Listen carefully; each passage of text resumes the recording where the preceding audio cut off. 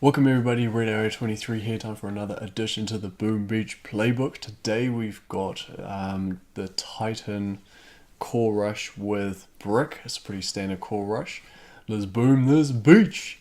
So I say it's standard, it used to be really standard just to have the flare up on the wall, move across, core rush with some critters in the back smoke. It's going to be quite similar, but with brick there's just a few differences. So let's have a look at the hit. As you can see, fairly standard looking Titanic. Going to clear the mines out at 9 o'clock. And what else are we going to do? Clear out those mines there. So here we go. Last mine, sneaky mine. I think that was actually a level 20, so you didn't have to clear it, but it's a little bit hard to tell when you're in the hit. So flag lands onto the left. So with that flag land, we can anchor onto this power cell and immediately throw a smoke just so they gather. And then he's flaring up.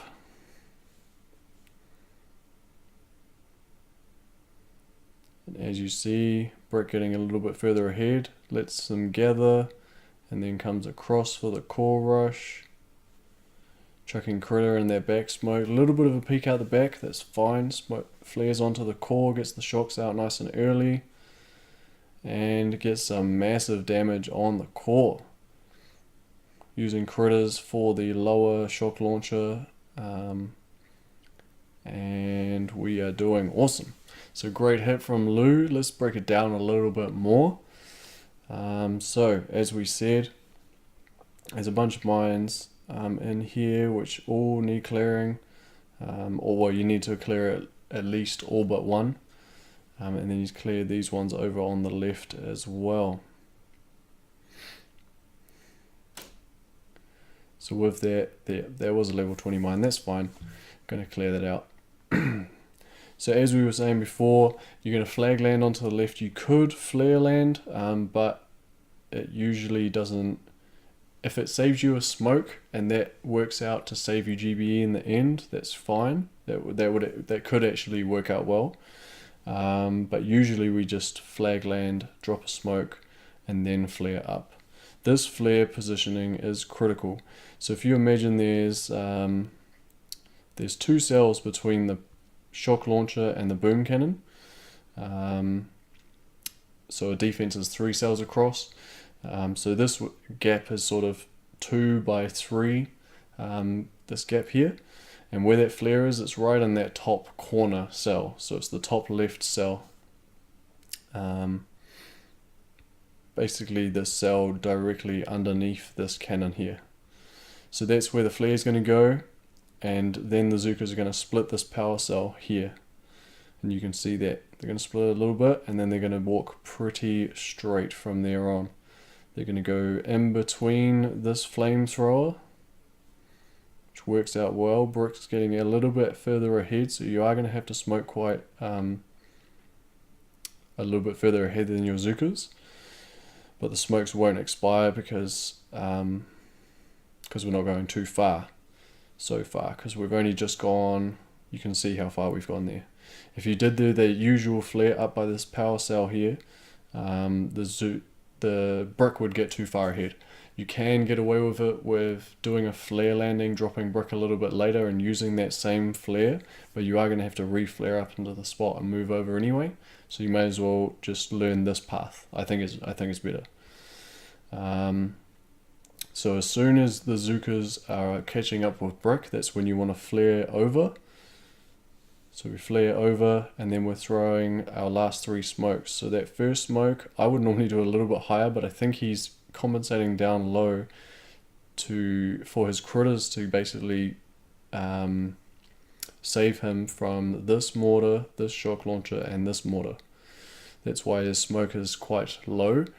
Usually you do a little bit higher. If you have enough, then obviously shock these 2 here. And just use the critters just to distract the mortars.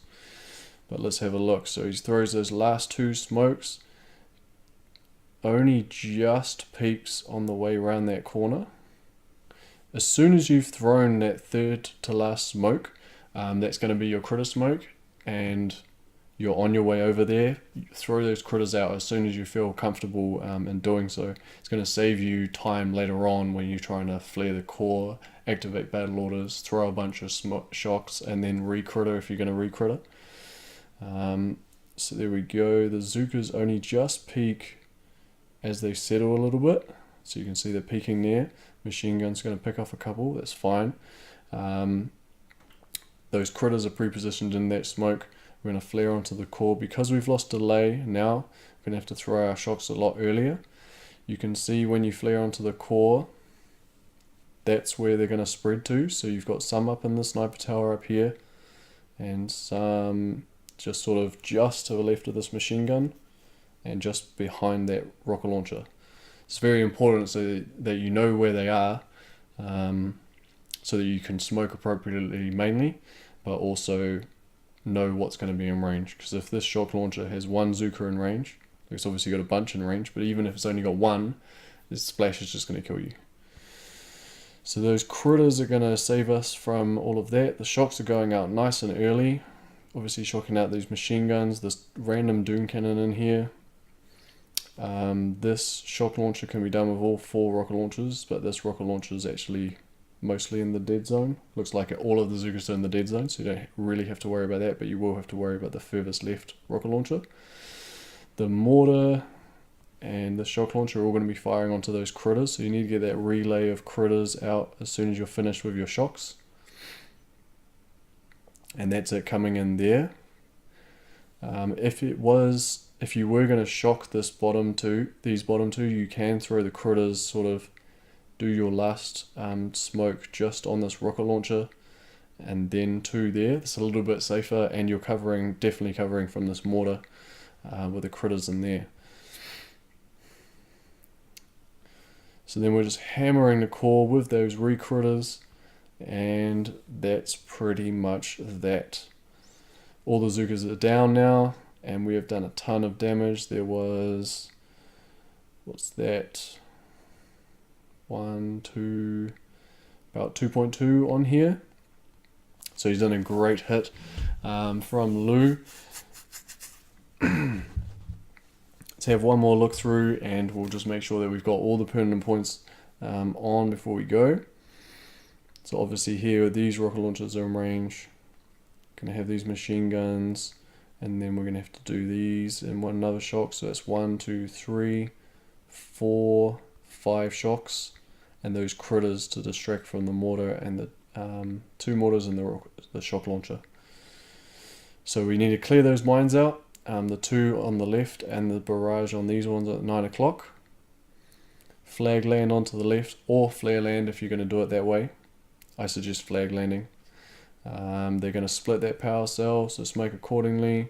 Obviously any peaks around this area is going to be really bad news around a flamethrower and a machine gun, but you can see that Lou's really confident with this path. He's just gapping, or like the smoke's only just touching. Great. That flare point is right up in that nook, and then when you flare over, you can flare to between the sniper towers and the flamethrowers. Sniper towers and rocket launchers, and then throw your critter smoke with just enough delay, and then throw your double smoke, so that your critters critters appear before your Zookas do. And then you can go ahead and flare onto the core, get your shocks out, and then as soon as all those shocks are out, you can throw that re-critter, and then the mortar and shock launchers are going to continue to target those critters over your Zookas. And boom! Look at the damage. Great hit from Lou. Great example of how to hit Titanic with brick. So give us a comment down below if you take out Titanic any differently. If you think there's a different or a better way to do Titanic, be sure to let us know. And give us a thumbs up if you liked the video, thumbs down if you didn't, and subscribe for more Boom Beach.